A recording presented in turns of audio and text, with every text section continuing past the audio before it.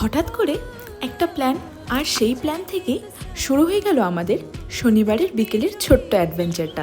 একটু রেডি হয়ে আমরা সবাই বেরিয়ে পড়লাম ঘুরতে। ঠান্ডা ঠান্ডা দিন আর রাস্তার ভিউটা এনজয় করতে করতে আমরা পৌঁছে গেলাম মলে। চলে গিয়েছিলাম সেদিন বিশাল মেগা মার্টে। ভেতরে ঢুকেই সবার আগে বেটুর ঘরে পড়ার জন্য জুতো দেখা শুরু করে দিলাম। আর ওদিকে কিন্তু বেটু একেবারে নিজের ধুনে ব্যস্ত। এই এখনই এই জিনিসটা, তখনই ওই জিনিসটা, নিজের পছন্দের সব কিছু মন দিয়ে দেখছিল। আর এই ফাঁকে আমরাও নিজেদের জন্য দু একটা জিনিস দেখে নিলাম। এইদিকে দেখো, যেহেতু এখন বেটু একটু পড়াশোনা করতে বসবে, তাই নিজের জন্য একটা সুন্দর স্লেট নিয়ে এলো। স্লেটটা তখনই খুলবে বলে পাপা ওকে তাড়াতাড়ি টেনে নিয়ে আসে। আমি আবার ওকে একটা ক্যাপ পরিয়ে দিলাম, যদিও পড়তে একদমই চায় না।